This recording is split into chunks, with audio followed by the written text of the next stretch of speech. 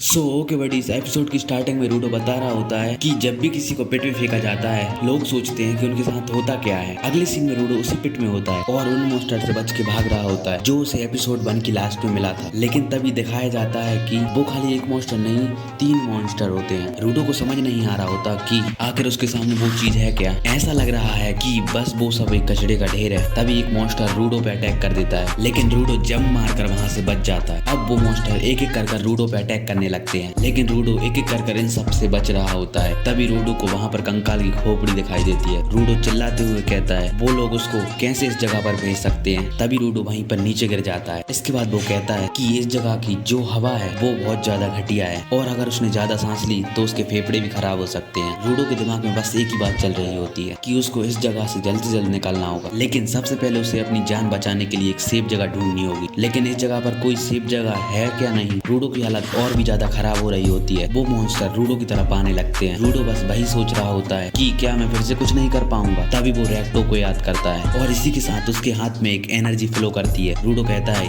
कि उसे अभी भी कुछ करना है और वो फिर एक लोहे की पाइप उठाता है और कहता है कि जिन लोगों ने मुझे पेट में फेंका है मैं उन लोगों को छोड़ूंगा नहीं। लेकिन उससे पहले रूडो उस आदमी को ढूंढेगा जिसने रैक्टो का मर्डर किया। वो मॉन्स्टर रूडो पर अटैक करने के लिए आगे बढ़ता है लेकिन रूडो उस लोहे की पाइप से उस मॉन्स्टर के मुंह पर मारता है। जिसके बाद रूडो कहता है कि अगर मुझे वो आदमी मिल गया तो मैं उसे छोड़ूंगा नहीं और इसे इस जगह पर सरवाइव करना ही होगा। अगले सीन में एक आदमी को दिखाया जाता है जो कि कूड़े के ढेर पर बैठा होता है और वो अपनी दूरबीन निकाल कर देखता है कि उस जगह पर चल क्या रहा है। दूसरी तरफ रूडो एक और मॉन्स्टर पर अटैक करता है। एक मॉन्स्टर उसके ऊपर भी अटैक करता है जिससे रूडो पीछे धकेल दिया जाता है। रूडो कहता है कि ये जगह तो बहुत बदबूदार है लेकिन उससे भी ज्यादा बदबूदार हो तुम। रूडो फिर से उस लोहे की पाइप से उस मॉन्स्टर पर अटैक करता है लेकिन वो मॉन्स्टर उसे दूर फेंक देता है। लेकिन रूडो उस अटैक से बचता है। फिर रूडो बहुत बड़ी पाइप उठाकर घुमाकर उस मॉन्स्टर में मारता है लेकिन वो तभी देखता है कि वो भी एक मॉन्स्टर के ऊपर खड़ा है। अब उसे फिर से सांस लेने में दिक्कत हो रही होती है लेकिन वो बहुत ज्यादा गुस्से में होता है। तभी वो मॉन्स्टर दोनों साथ में आते हैं और रूडो के ऊपर अटैक कर देते हैं। पर वो एनर्जी फिर से दिखाई जाती है जो कि शुरुआत में रूडो के हाथ में दिखाई गई थी। लेकिन रूडो के हाथ में एक मेटल प्लेट होती है जिससे वो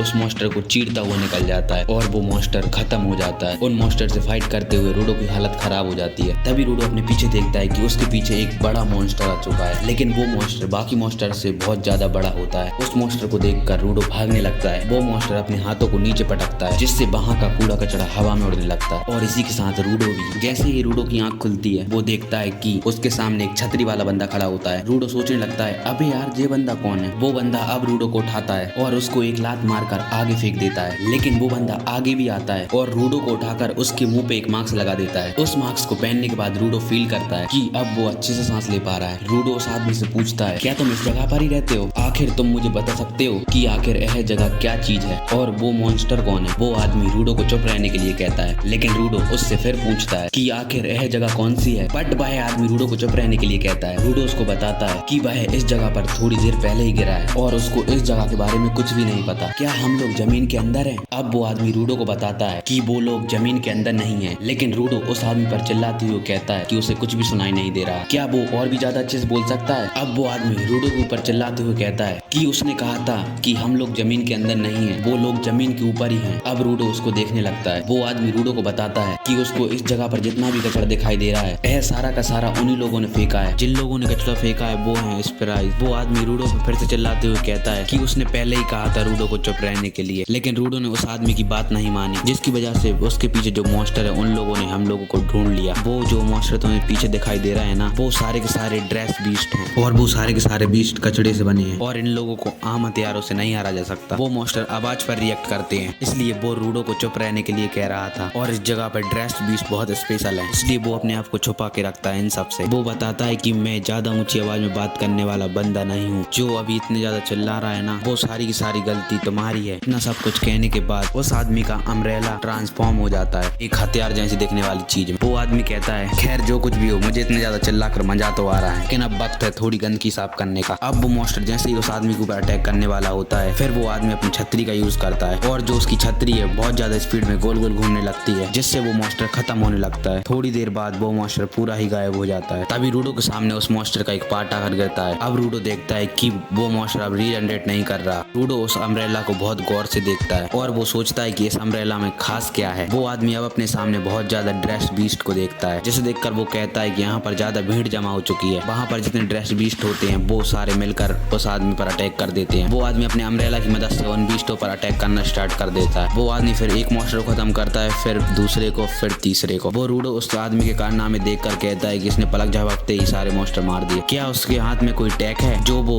पिट में सर्वाइव करने के लिए यूज करते हैं, या फिर वो आदमी ही यूनिक है? रूडो उसको देखकर बोलता है कि अगर उसके पास ऐसी पावर होती तो वो उन लोगों की भूंड तोड़ देता। अगले सीन में वो मॉन्स्टर एक अजीब सी चीज फॉर्म करता है और उस आदमी के ऊपर अटैक कर देता है, लेकिन वो आदमी अपने अम्ब्रेला का यूज कर बच जाता है। लेकिन वो आदमी अपनी अम्ब्रेला की मदद से उस अटैक को डिस्ट्रॉय कर देता है। इसके बाद वो फिर से अपने अम्ब्रेला का यूज करता है और उस अम्ब्रेला में एक एनर्जी फ्लो करती है, जिससे वो अम्ब्रेला साइज में और बड़ा हो जाता है और फिर वो आदमी उस मॉन्स्टर को पूरा खत्म कर देता है। वो सब करने के बाद उस आदमी का अम्ब्रेला नॉर्मल हो जाता है और वो आदमी रूडो के सामने जाता है और कहता है, तो फिर जिंदा बच गए? रूडो उस आदमी के बारे में पूछने लगता है। वो आदमी अपना मास्क उतार कर कहता है, मेरा नाम है एंजन और मैं बस एक आम क्लीनर हूँ। उस आदमी को बहुत ज्यादा स्मेल आ रही होती है। वो फिर से अपना मास्क पहन लेता है, लेकिन रूडो अच्छी हालत में नहीं होता है और बेहोश हो जाता है। अगले सीन में एक फ्लैशबैक होता है जहाँ पर रूडो गंदा होकर आ रखा होता है कि उसको कुछ बच्चों ने धक्का दे दिया, क्योंकि रूडो ने कहा था कि जो चीजें होती हैं वो जिंदा होती हैं। वो सुनकर वो लोग उसके ऊपर हंसने लगे, बट रूडो ने उन लोगों को मारा नहीं। रेक्टो कहता है, अच्छी बात है। रूडो याद करता है कि वो बात रेक्टो ने कही थी कि किसी भी चीज को अच्छे से संभाल कर रखा जाए तो उस चीज के अंदर जान आ जाती है। रेक्टो वो सुनकर कहता है, तो तुम्हें इस बात से लगा कि चीजें जिंदा हो जाती हैं? एक्चुअल में रेक्टो का कहने का मतलब था कि चीजों को केयर से रखना चाहिए। रूडो अपनी ग्लव्स की तरफ देखकर कहता है कि इनमें भी जान है। रेक्टो कहता है, हाँ, अगर तुम इसको भी केयर से रखोगे तो इसमें भी जान आ जाएगी। अगला सीन अब प्रेजेंट का होता है जहाँ पर रूडो को जैसे ही होश आता है देखता है कि उसको बांध रखा था। वहाँ पर एंजन होता है। वो रूडो से कहता है कि तुम उठ गए। एंजन ने ही रूडो को बांध रखा था। वो उसको कहीं पर ले जा रहा होता है, लेकिन रूडो एंजन से उसको छोड़ने के लिए कहता है। रूडो कहता है कि उसको उस जगह पर वापस जाना है। एंजन कहता है, रूडो जिस जगह से आए उस जगह को कहते हैं स्पेंजर, तो अब रूडो उधर पर वापस नहीं जा सकता। रूडो कहता है कि मैं उस जगह पर वापस जाके रहूंगा। रूडो एंजन से पूछता है कि उसको पता है कि वो वापस स्पेयर पर कैसे जा सकते हैं। इसी के साथ वो इस बल्ड और मॉन्स्टर के बारे में ही पूछता है और उसकी पावर के बारे में जो एंजन ने थोड़ी देर पहले यूज की थी। रूडो जब का चुप नहीं होगा जब तक एंजन उसको सारी की सारी बातें नहीं बता देगा। यह सारी बात सुनकर एंजन कहता है, मतलब तुम चुप नहीं रहने वाले? एंजन कहता है, अगर तुम्हें इन सब बातों के बारे में जानना है तो मुझे तुम्हें एक सबक सिखाना होगा। एंजन रूडो को एक जगह पर ले जाता है और वहीं पर पटक देता है और एंजन वहां से चला जाता है। रूडो अपने सामने देखता है कि कुछ लोग होते हैं जिनने मास्क पहन रखा था। एक आदमी रूडो के पास आता है और कहता है, क्या तुम एक स्पेयर राइट हो? रूडो कहता है, शायद हाँ, मैं स्पेयर से ही आया हूँ। वहाँ पर उन लोगों को विश्वास नहीं हो रहा होता है कि वो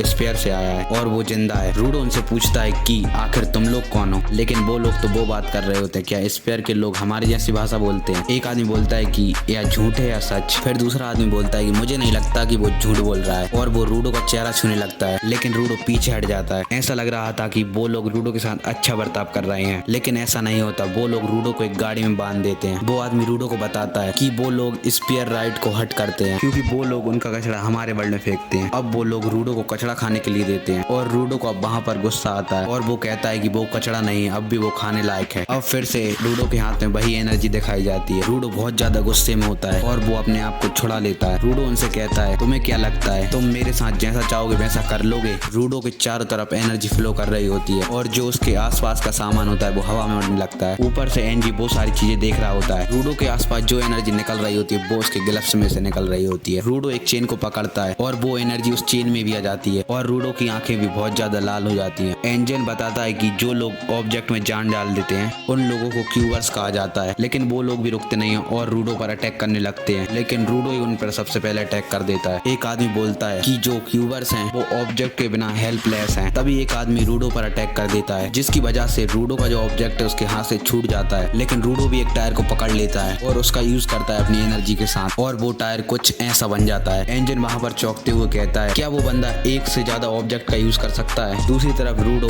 उस आदमी के टायर फेंक कर मारता है। अब रूडो उस आदमी पर अटैक करने वाला होता है, लेकिन एंजन वहां पर आता है और रूडो को हाथ पकड़कर रोक लेता है। फिर रूडो भी अपने नॉर्मल फॉर्म में आ जाता है। रूडो को समझ में नहीं आ रहा होता कि आखिरकार अभी उसने क्या किया। एंजन कहता है कि ऐसी पावर्स का यूज करने के बाद तुम्हारी बॉडी थक गई होगी। एंजन रूडो से माफी मांगते हुए कहता है कि वो बस उसकी पावर्स चेक करने के लिए इस जगह पर लाया था और वो रूडो को सब कुछ बताएगा जो भी रूडो को जानना है, लेकिन इन सभी चीजों के बदले में रूडो को क्लीनर्स को ज्वाइन करना होगा। इसी के साथ एपिसोड एंड हो जाता है। मिलते हैं अगले एपिसोड के साथ।